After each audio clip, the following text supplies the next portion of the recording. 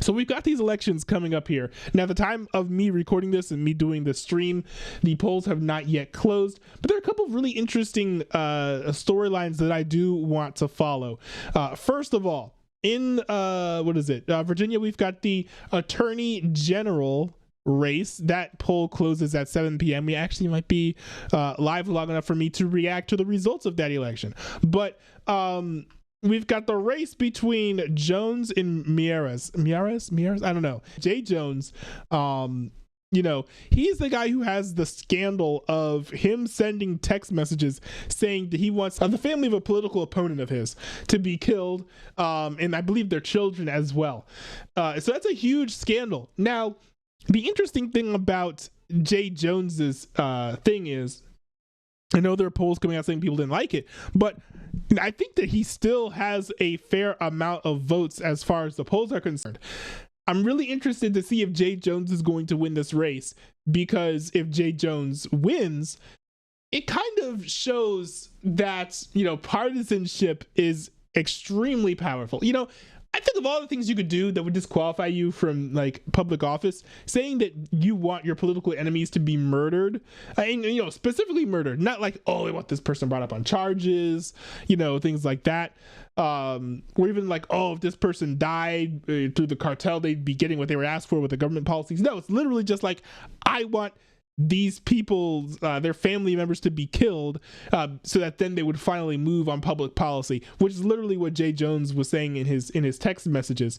If Jay Jones wins that election, that would really, I think, embolden a lot of people to start doing and saying a lot of wild things, because the lesson that shows the United States, and I guess even the world, is you can publicly, well, maybe not publicly, but you can say, hey, I think that, my opponent should die, and you can win elections. I think there are certain politicians who would like to say things like that on both sides of the aisle, by the way, because both sides of the aisle have extremists. There are people on both sides of the aisle, I think, who want to say something like that, but they, haven't been able to bring themselves to say it because they're afraid of the political ramifications of that. And so I think that in the wake of Jay Jones winning an election, if he does end up winning, you're going to start seeing more people test the waters and see how extreme they can get with rhetoric. I understand that what Jay Jones said was in private. I understand that he publicly apologized for what he said, but it's one thing to apologize in public. It's another thing to just say it in private. Of course, when you're running for public office, you're going to say the things that you think will get you elected. So apologizing for saying violent stuff is one of those things, right? So did anyone really think it was going to double down? No, of course not. Now, maybe someone who's trying to follow in his footsteps might double down, and that's what I would like to see. The other interesting storyline from these elections is the New York City mayoral race. Now, from what I hear, it's going to be relatively close. However, it's generally expected for Zohran Mamdani to win this election. Now, people are saying, oh, New York City is going to die, it's going to wither and fade merely because a socialist becomes the mayor.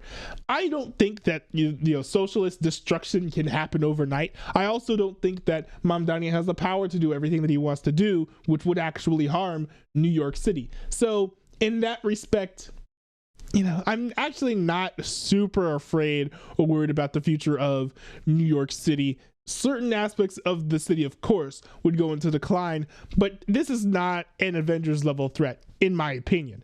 But I do think that this marks a watershed moment, because look, New York City is sort of like the capital of the United States as far as finance and business is concerned, which, a whole lot of stuff revolves around business in things in that sector, right? A whole lot of companies as well are headquartered there, not just financial companies, but a whole lot of companies are based out of there. All of the news channels, I think, broadcast out of New York. So it's very major who is running New York City. And if it ends up being Zohran Mamdani, I think it sort of proves that, socialism isn't necessarily mainstream, but it certainly is gaining ground among among Democrat voters. And so I think it sort of shows, hey, you can openly be a socialist and win your election, not just in a smaller state where no one's really paying attention like Minnesota, but like an actual big city in a very large and important state, which is New York. It's not going to cost you your vote. And if being a socialist can't cost you your vote over there, then why would it cost you your vote in another city or another state? Another thing too, be ready for some people to who are Democrats to say, you know what, I'm not a capitalist, I'm not a socialist, I'm actually a communist.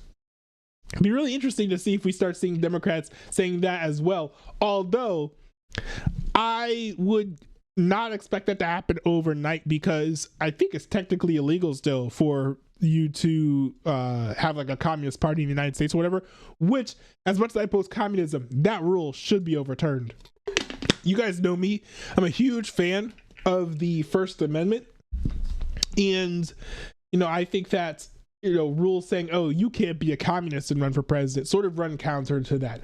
So I do oppose that, but still, it really does show that the Democratic Party is getting more and more extreme as time goes on.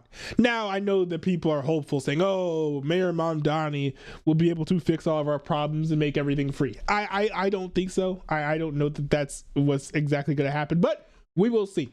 Because I'm saying we will see, because I'm pretty sure Mamdani's going to win that election. Bro, I wish Fleetwood would win that election. That'd be so fun. But no, I don't think that New Yorkers are interested in anyone remotely Republican running for mayor. So